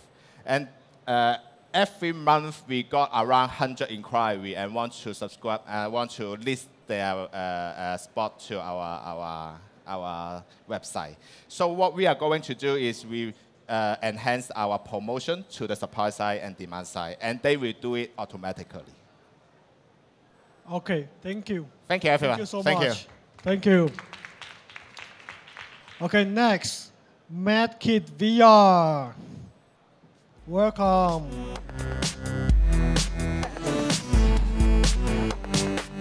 Here, right? Well, hello, good morning. It's still. Good morning. We are MadKit VR. And let me tell you a little bit about the future. We believe that in 5 to 10 years, everyone working in healthcare is going to use virtual reality. Well, and who are we? We are, my name is Freek Teunen, and this is my companion Jason van Eunen. Jason has worked in the past at a construction company. He worked with VR, with data clouds, and it's a very conservative industry, of course, and he did very cool work with that. I've worked at a Dutch theme park, maybe Efteling, maybe some of you know it. I developed a VR ride for people with a disability. And actually, we really are passionate about VR, and we see a lot of potential for the healthcare industry. So what kind of opportunities are out there? Let me tell you about some of them. One of them is training. So imagine that a nurse, for example, could train for very difficult situations in VR. It's of course very cost effective and also a very good way to learn. So for example, a nurse could learn how to tell to specific patients that something is wrong, or how to tell them how to treat people who are very angry maybe or very sad. Another one is treatment. VR really has the power to distract, and doctors really like that because they are already using distraction as a method for treatment. And also sometimes surgery and things you have to do at the hospitals, it's difficult to tell a patient, right? And VR is a way to very effectively transfer information. And that's something that you can do with VR very well. You can also imagine that MRI scans, for example, and other scans in a hospital, those are already in 3D. And now we're watching it on a 2D screen, which is, of course, not the best way to get that information. So for diagnosis, also, it's an interesting thing to use. And the other one, of course, entertainment. I mean, if you are in a hospital, it might not be the best time to be there. You might miss a football game that you really want to go to, and how cool would it be if in VR you could be present at the soccer game of your favorite team? Not only that, it's also proven scientifically that virtual reality decreases the feeling of pain. So it does not decrease pain, of course, but the feeling of it, which means that you don't need as much pain medicine, which is very interesting for hospitals as well. However, with all these cool applications that are already out there, why aren't we seeing VR at hospitals yet? Well, that's because it's very difficult to implement VR. What we see is that the goggles, they need to be clean. So it's very difficult to have a hygienic protocol for that. The nurses need to be trained very well because otherwise they don't know how or when to use VR. And of course, what we see at Dutch hospitals that are already using VR is that goggles are laying everywhere and they are not charged. And if they are not charged, then nurses are not going to use that. So how to fix that? Exactly. Thank you, Freek. So we are creating the first of its kind unique VR as a service product for the hospital industry. So to solve these challenges, we went to the hospitals and asked them, what actually are your problems? How do you want to be solved? And how do you really can involve VR in your daily practices to make use of the wonderful applications that are out there? So we introduced hassle-free VR. And what we do, we give them a cabinet where you can easily store the headsets. They're easily charged. We give the best cleaning equipment. To collaborate with hospitals to make this happen, and most important, we give trainings to the personnel. Because what is most important is that those personnel is comfortable with using this technology, and they need to know how to use them in their daily practices. And as the only and unique company, we provide after sales for the hospital support. So imagine like VR developers selling their applications to the hospitals. They don't want any hassle with the hardware because they're just really cool developers developing their games, what they're good at, but they're just not hardware sellers. So that's what we take over. So Adult Platform, we're collaborating with a lot of different VR developers around the world. So we are creating a first of its kind VR ecosystems for the medical industry. And we already have 3 available partners on the platform, which is first Playground VR, which is a virtual playground for children in hospitals. So imagine children sitting at our beds, multiplaying together. Warp VR, trainings for a hospital industry, nurses who can challenge interesting situations and be prepared for them. And at least Medicare, that's an application which you can experience a hospital before even going there. So you feel less anxious and less stressful when you actually undergo the surgery. And of course, there will be much more available soon. So this is an example of the virtual playground where children can play and be and feel together just like they will do outside. So it's a multiplayer game. So we're working together with a lot of different partners in the Holland industry, from universities to corporates to big accelerators. We are involving everyone to make this ecosystem happen. So what we're actually doing here in Taipei, we're now running the first pilots in Amsterdam, Utrecht soon. And we're looking to how can we scale this abroad, even to Taipei, to France, to Germany, because we see a lot of cool applications out there, and we're the ones who want to make happen that virtual reality fulfill its full potential in the whole healthcare industry. Thank you. Thank you. Thank you. All right, open for questions. Okay. I really like to see the real application that actually using your products for medical or for the health. Any example that you actually show? Because the one you show is more like video game, right? So it's similar. So any specific example you can come up with? Be careful with that because, of course, it's a video game. It's you could say it's a multiplayer sandbox game, right? But what in hospitals at children departments, there are actually nurses who specialize in playing with children, because playing is so super important also for rehabilitation, that we see that children who are able to play better, they develop a less chance on developing, they have less chance on developing a burnout later or a depression, and they can handle treatments and the whole situation much better. So playing is actually also very important in hospital. So any example that you can actually demo or show us? So they have the exactly. After the meeting, we can show you demos of the VR solutions. Yeah, we are at the Holland Pavilion. Holland Pavilion booth, just across. So you're all welcome to see it. And furthermore, as Playground VR is one of our own software applications, we're also looking into opportunities to, for example, involve an EEG headset, heartbeat sensors to actually measure how the children are feeling and give this data to the nurses so they can actually use this to prepare medical treatment. Okay. Thanks, guys. When did you start? So we started off with the development of virtual playground, and then we saw the actual challenges which were going on in the healthcare industry. So we're now building MedKit VR as of December last year. Okay, cool. Yeah. Okay. And like the whole service looks very like well designed for me. Just like I'm quite curious about the content strategy, because actually I think that this is gonna be maybe like what's gonna give like the main direction at some point. Because for now it's like it's a very beautiful and well-designed box, and then what's gonna make sense is what you're gonna put into this box. Like if those content is focused on like kids, for instance, that are waiting, or if it's for like some patients. And I think I'm just curious about the strategy behind, or maybe we can talk about it later, but I just want to know, Okay. like, Okay. for now, Yeah, it's great, we are but focusing a lot on the wireless VR headset at the moment because Okay. if we look in the future, we believe that that is the kind of headset that's going to be very useful in the medical field. So at the moment, for regarding content, we're looking at the content that can run on a wireless headset. Okay. Yeah, and furthermore, of course, it's a highly customized solution because there are a lot of different virtual reality applications out there. We provide our own app store with applications that are approved by us. We say, okay, this is very well to use in your hospital. But if hospitals approach us and they say, we have developed our own 360 videos, it's of course also possible to run on our headsets. And that's also the unique part of our solution. We open up our headsets for multiple different developers, so hospitals don't need to have a lot of different headsets with only one application, which is the main problem right now. Okay, cool. All right, thank you.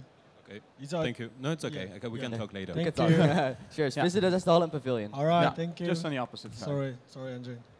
Okay, thank you so much. Thank you so much. Thank you. Perfect. All right, let's welcome for the next. It should be with Air. Let's welcome them.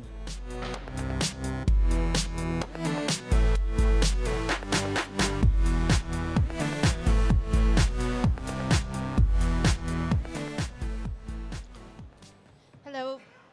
Hello, everybody. It's wonderful to meet you. My name is Natalia. I'm a founder and CEO of Weaver. And we are providing solutions to build smart cities and smart buildings at scale. So if you look at the building industry, there is actually a really large problem that we are facing right now in it. And this is how our air conditioning systems are designed and maintained. My background is in environmental engineering. I have spent my 9 years doing research in this area. And I discovered, talking to many people, there is a major problem in this industry. And this is the problem with respect to the air conditioning system, energy efficiency, and environmental control. So with respect to energy efficiency, there is up to 60% energy being wasted because our systems is not well optimized. In addition, we have a large number of failures that can happen if you don't have enough metrics about how our buildings operate, both in terms of environment and air. And finally, because the environmental filters are not well replaced often, and we don't actually know how good the air is in our buildings, this results in a large cost due to contamination. So what we are doing at Weaver is we are providing advanced sensors, analytics, and services platform that helps building managers and operators save a large amount of cost and improve the sustainability of the buildings. We save costs, we reduce failure, and we reduce liabilities. In the first implementation, we have a small device. And this device tracks a number of different metrics around the comfort, metrics around the contamination, metrics around occupancy, and mechanical operation of the system. And this is important because by using those metrics together, we are able to develop very accurate algorithms that can control the system well and save organization a lot of cost while improving the health and productivity of their employees. The system is very easy to install. You don't need to change anything about the building system. You can install it after the building is already operating. We also provide unique analytics that by combining the three factors, the environmental, mechanical, and human factor, we are able to make much more accurate insights into the way the buildings operate, reducing waste, optimizing the system, preventing failure. We are also able to save operational costs, provide real-time alerts, and actually automating the systems directly. And we also reduce liability. With the new regulations coming into place all over Asia, in Hong Kong, in Taiwan, in Korea, we have new opportunities being available. So by tracking the environment, we can actually better meet green building standards. We can improve the ability of building to meet regulation, and so on. We also offer some key services. We are able to automate the building operation directly and through a network of partners, such as Schneider Electric. We also provide maintenance operations. So by partnering with maintenance and service providers, we are able to provide value-based solution. And the third one is by tracking these specific environments, because our buildings are all different. Like a hospital is very different from an office building, very different from industrial. By tracking specific need of the building, we can offer customized filtration solution. There is a number of different advantages of doing this. So we are able to improve the device accuracy, which is actually a big problem right now in the industry with a lot of the IoT solutions coming into place. They are not able to offer high accuracy. We are able to make the data more actionable by taking those measurements together. We can save more cost and not just identify there is a problem, but actually fix it. Our go-to-market strategy is through channels. So we work with building owners, of course, but we also work with building equipment manufacturers. In Korea, we sell these solutions through purifier manufacturers, for example, maintenance and cleaning service providers, real estate developers, and building consulting companies. This is a really big market opportunity. And we have identified this. We currently have a company in Canada, but we also have subsidiaries in Hong Kong and Korea, which is helping us get into the market. And we also have teams in Taiwan and Europe. We have already accomplished a lot in development of this project. We have validated the technology and the solution. We have won a number of different awards, including Mobile World Congress in Barcelona. We won one of the first prizes. And we are taking the solution to the next level by working with this organization, focused on industrial and healthcare at first, but offices later, in order to really help them improve their buildings and save costs. The return on investment can be 10x for an average building. We have an excellent team. I'm very lucky to have a team with me from Canada, from Korea, from Taiwan. And we are very happy to bring this solution into the markets here. So I want to add that building is such an integral effect on us because we spend 80 to 90% in our buildings, in our offices, in our homes, but we don't really have a lot of information about them. So our vision at Weaver is to really build solutions that enable us to be healthier and also operate our building in more environmentally sustainable way in order for us to build better and smarter cities at scale. Thank you very much. Okay, thank you. Okay, we have Kiki. Thank you. How long is the payback period? How long is the payback period? Yes. Okay. So with respect to because we work with different types of buildings, but on average, the payback period can be between 8 to 12 months. So just with respect to saving the cost on operations and energy.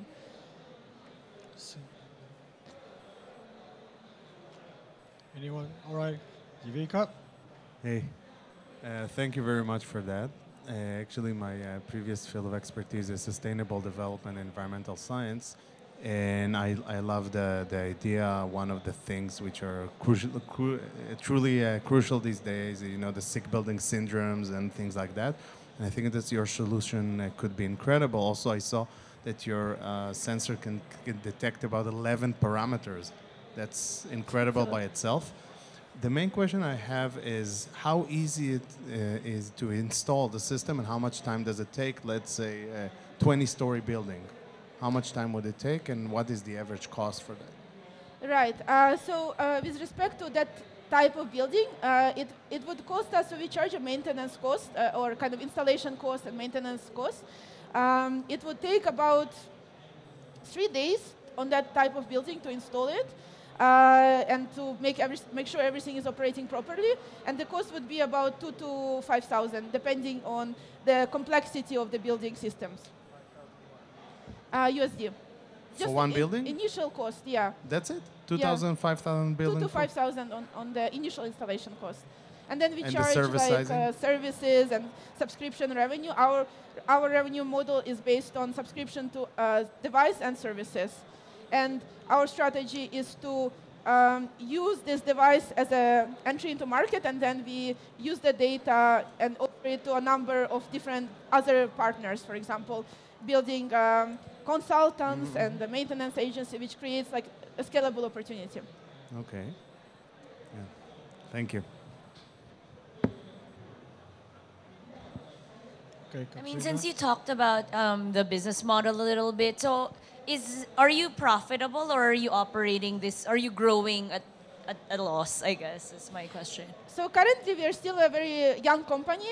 We are just operation 2 years. In the first year we were doing a lot of R&D to be able to squeeze so many sensors into this device. So we are not yet profitable, but we On do a have per, about per 800 install basis, your kind of customer lifetime value from the subscription, is that, Yes, you know? yes.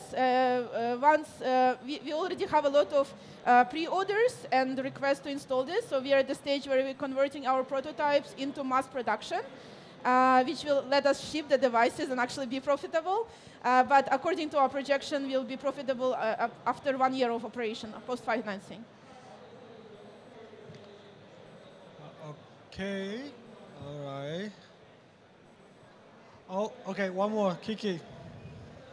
So which countries will you focus on in the next 5 years? Oh, that's a great question. So initially, because we identified that pollution is a big problem in, I mean, it's a big problem all over the world. But it's one of the biggest problems right now is, for example, in Korea, in Thailand, of course, in China and Taiwan. But we are focused in the places where people really understand the need. So we found a lot of investment and support from government in Korea, from government in Taiwan, which is where we are focusing initially because of the support and the partners we have here. But we are very interested to, and that's why we're here, is to build partnerships in other places of the world. Because we don't do everything ourselves, we work through channel partnerships. So if you or somebody you know has a channel partner who could be a good fit, we would be very much interested in speaking to, because we can partner together to expand into the new markets.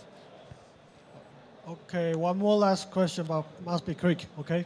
How many devices have you produced already, and where do you produce them? So currently, we produce the devices in Taiwan. We produce the algorithms and everything in Canada. In terms of how many devices we have, so we are at the stage where we are early production, so we have only 500 devices that we are currently using, but they're in the prototype stage, so we still need to meet all the certification and standards in order to launch them commercially. So we are looking for financing as well in order to reach that stage. Okay, thank you. Thank you. Thank you. Thank you very much. Yes. Okay. The last one will be JGB Smart Property. Let's work on a game.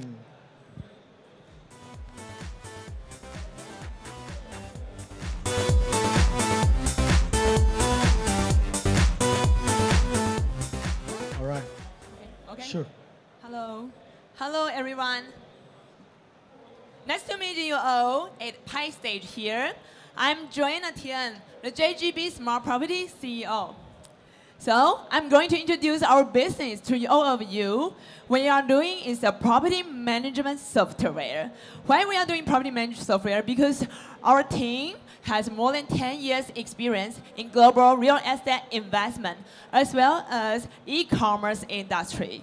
What we have noticed is rising of residential leasing market in Asia. So, however, let's take into and closely to this industry. What we have noticed, because especially in Taiwan as well as the Southeast Asia market, most of in this industry, property management, along with the leasing market, property management is very important. So what we notice is very traditional. So example, like you can see is analyst, communication, messengers, calls with the landlord, tenants, and the service providers. Lots of paperwork is a nowadays situation. So like this, every property manager take lots of time to do repeating matters. So what we're going to do is a better property management software. We call it PMS.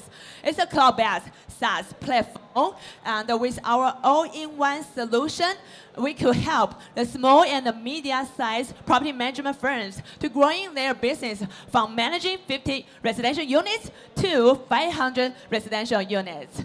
However, please notice that what we are doing is a long-term residential leasing market instead of a short-term leasing market, which is Airbnb is really good at that. We have a big and a specific, clear differentiation. So here's our core features. We try to solve the problem to empower our target clients. So you can see we have an online leasing contract and online rental utility bills, online repair orders. We also support the smart lock and the rest of the IoT devices. So you can see these. Here is our tenant portion. They could have a managed contract, smart lock bills, repairs orders. And here is a manager's landlord's portion. They could access a real-time data and to real-time any time of their income and outcome analysis directly. So here comes our business model with our JGB platform, and our target clients is PM firms and agents. With our platform, they could easily manage their landlords and the tenants. We also build a connection with third-party service providers. Okay, so with our product, we provide a high automation and mobilities, and we help them to accumulate the big data and accurate data. And with our portion, we also enable them to have the e-commerce business could do. For example, because the landlord and the tenants are end user of such as shipping, house cleaning, and repairs. This is all the e-commerce ecosystem we can build. So with us, small and medium-sized property management firms, they could easily save time and save money, and increase efficiency, then increase their revenue. So here's our competitor analysis in Taiwan market, and we also have a competitor analysis to the global market.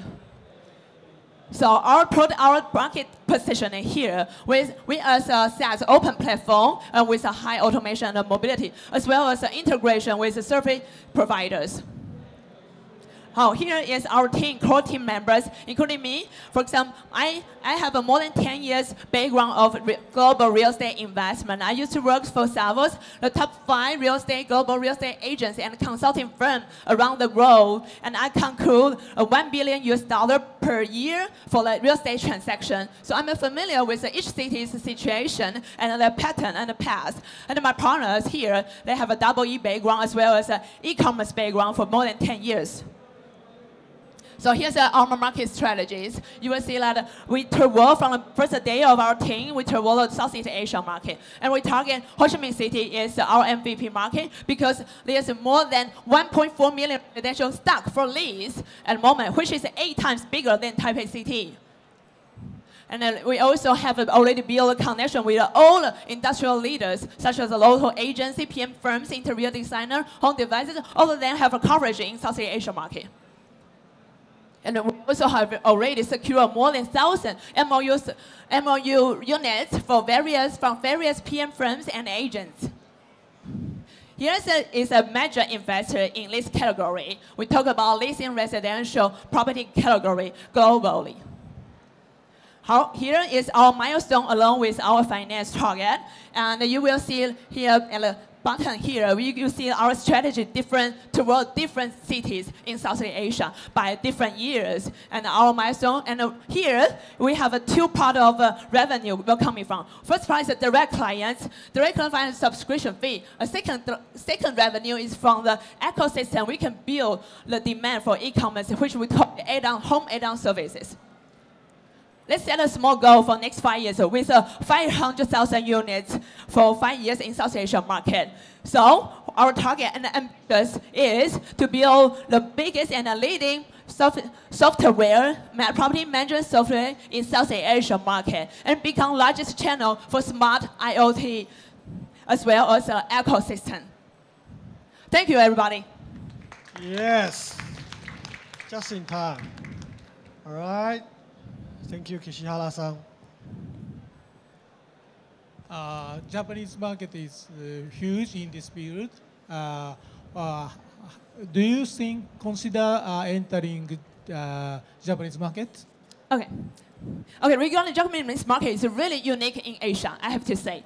First of all, I will say 2 points. The first of all point that in Asian market, Japanese have a high rate of leasing market compared to all of the rest of cities in Asia. So which means it creates the opportunity for Japanese. They already build very mature and existing players in Japan. That's why we put our target and MVP market in Southeast Asia. Because of there's no major big player in Southeast Asia, which enable us to grow our business rapidly and better and sooner. So this is our strategy. And secondly, however, once we reach our target here, we definitely have the differentiation with existing player in Japan. We think it's a good market and the right market. And however, in strategy wise, might put Japan market a little bit later than the Southeast Asia market. Thank you. Wow, she knows a lot. I can say she knows a lot. Yes. Anyone? Anyone? Yeah, she might, explain too much, so we know everything. Okay, thank you, Joanna. Oh, no, we have Michael. Just a quick question. How do you vet the service providers that you onboard into your services platform? And what's your responsibility for the service level implementation of these various service providers? It's a really good question. Thank you very much.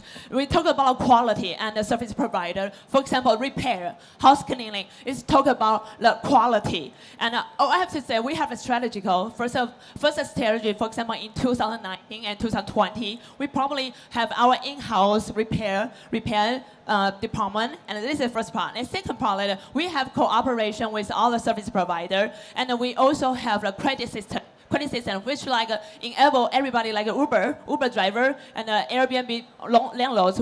Everybody comments and leave the record, so it allows the whole ecosystem more healthy in the long term. Okay. All right. Thank you. Okay. Thank you so much. Thank you very much. All right. Thanks. Okay. Here's the last. Antipera. Let's welcome Antipera. Hi, hello everyone. So I'm Aaron from Antipara Exploration, and we are an undersea machine vision company. We do 3D underwater scans and image analytics for the ports and the maritime industry. So in our industry, there are a lot of submerged infrastructures like this that are exposed 24/7 to the harsh marine environment. And companies need to go down there and inspect them for things like rust and biofouling, just to make sure that their structures are safe and operational. But the way they do this right now is through the use of divers and ROVs, who go down there and collect video of these structures, much like this.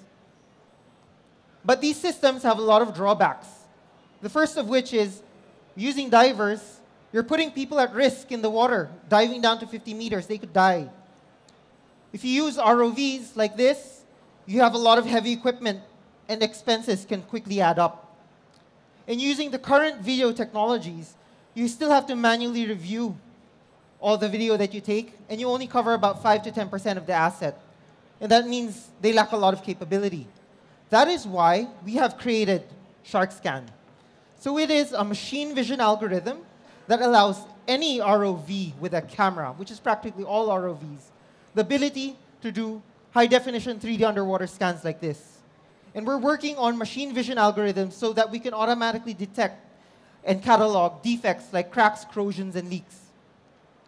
But the biggest benefit our software provides is it allows us, instead of using a $300,000 ROV to make manual measurements underwater, we can use a small consumer-grade ROV worth $10,000 to do the same measurements. And that means, since it's much lighter, is that we can do away with all the surface support ships and ROV containers.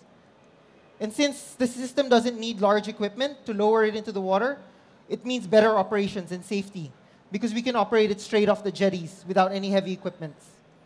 And last, because of the smarts that our algorithm gives it, we allow it to do automatic defect detection, and we're able to cover 95 to 100% of the underwater asset. So right now, so we've done tests in Singapore to prove the concept. So we showed that compared to traditional methods, we use 80% less manpower when conducting these inspections. since we're much smaller and nimbler, we could get into the water faster and cover 50% more area than traditional methods. And in terms of output, instead of having to review 100 hours of video by an engineer, you have a 3D model. Like you can just zoom in and see.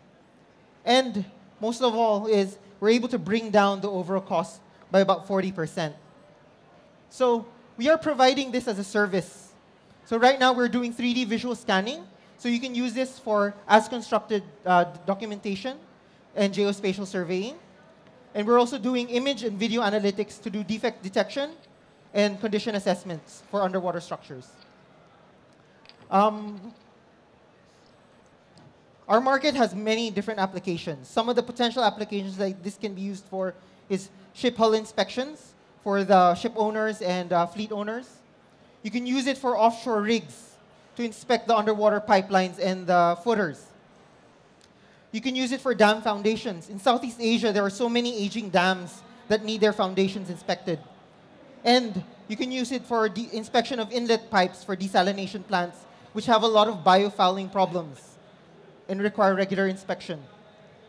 Right now, we are expanding to the Southeast Asian region. We are setting up an office in Singapore and hoping to expand to more countries within here.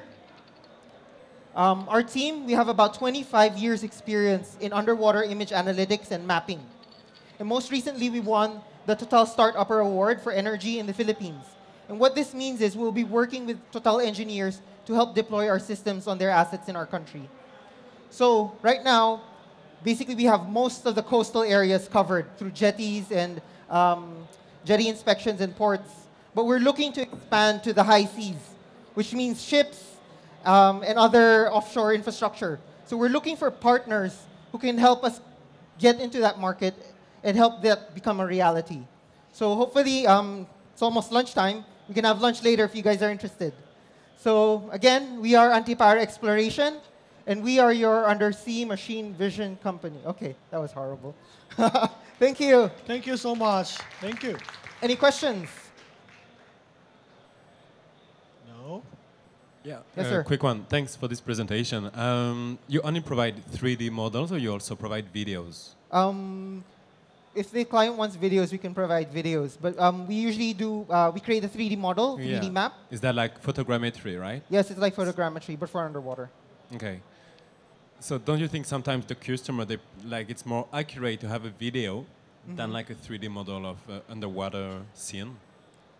It usually depends on what they're trying to get. Usually we overlay the 3D model with high-resolution images so that they can see those specific inspection points. The 3D model is mostly there to do accurate measurements. Okay. So yeah.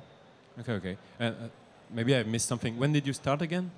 We started last year, January. Okay, and you are experimenting it in Singapore. So the first market that we ever had was actually environmental. So most of our clients in the Philippines have been the environmental groups, and the Department of Environment and Natural Resources is a government agency. Okay. So, and as we were expanding outside, we saw that there wasn't much need for environmental inspections. So that's why we're targeting industries. So we've done the ports and the jetties, and we're hoping to do ship hull inspections because it's a very, very big market. About 600 million, I think, Singapore alone for inspections. Okay. Yeah. Okay. And let's say I'm like the manager somehow of a port, and I need this service. Like, who gonna pilot the drone? Is it your team, or are you gonna train someone in my team to do it? For the moment, we are the ones who are doing the surveys ourselves. But eventually, we hope to make the system more robust, autonomous, so that so it can be done without too much fuss. Okay. And when do you think you will be able to reach this level? Like, do you think, like, for instance, next year, like the whole service is gonna be like set up and clear, like maybe like someone like from the harbor will be able to use it, or you think it's gonna take maybe 2 or 3 years before reaching this? The goal that we're trying to do is we're trying to finish everything by the end of the year. So hopefully by next year we have that service that we can offer to be a bit more autonomous and less hassle-free. So. Okay, cool. Thank you. Thank you. Any more questions? Okay. All right. Thank you. Okay. Thank you very much, guys. Have a good lunch. lunch. Thank Bye. you. All right, it's time to take a break, and I have staffs. They are going to collect all of your evaluation forms for the first row guests. And please select. No, no, no. Yes. Please make sure we know which teams that you prefer to select, okay?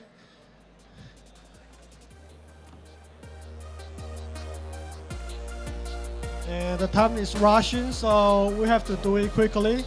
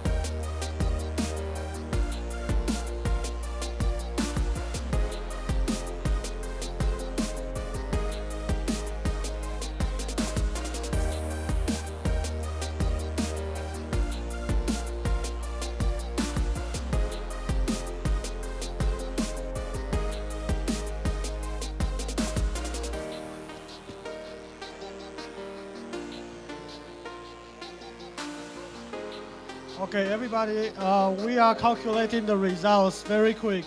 So if you want to know the results, please stay here, okay?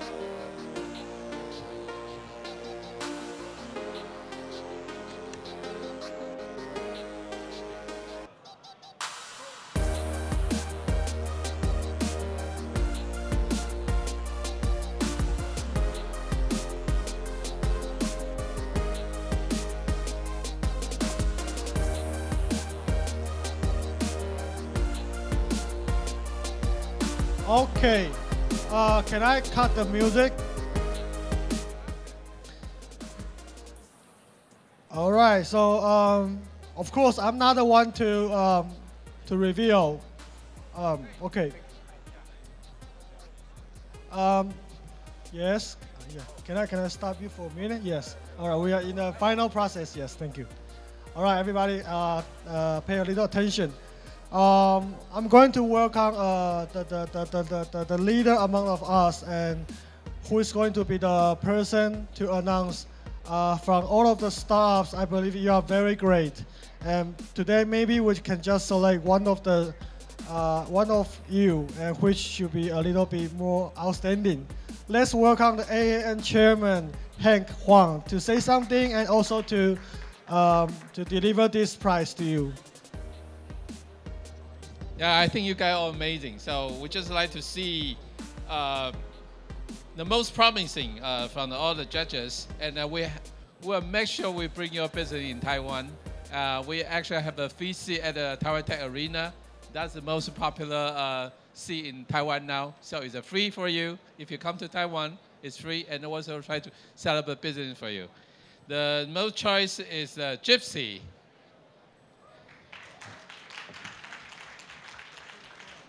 Gypsy bar. Oh, no, sorry. No. I made a mistake. It's anti-peril explorations. Sorry for that. Sorry for that. Yeah. The most technology the undersea. Sorry. Yeah. Okay. That's because we also very need these technologies. Sorry for that. Yeah. Okay. Thank you very much. Yes. Thank you. Thank you. Okay. So we just take a picture.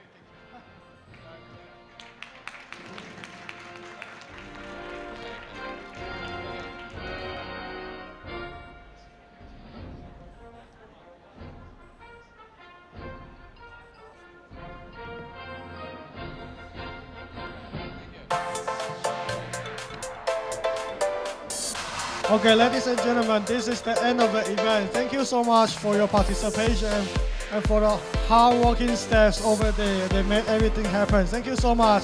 Thank you.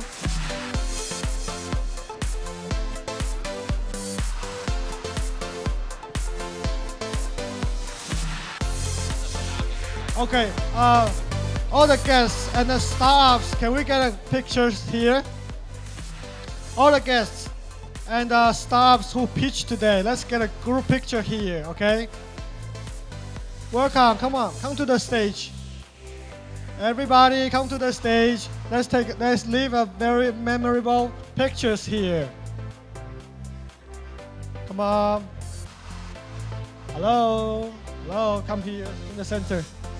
Okay, Kishiyama-san. Let's take pictures. Please come to the stage. Katrina.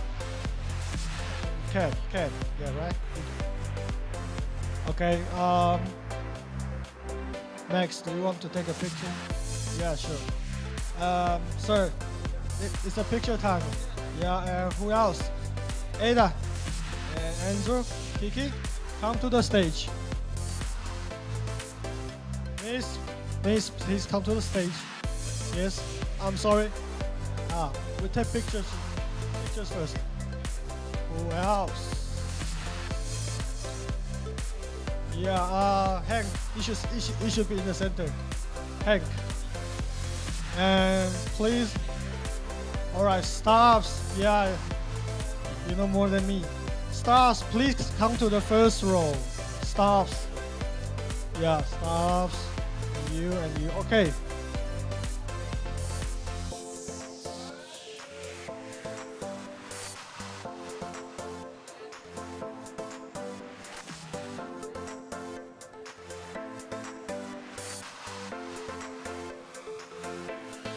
Yes.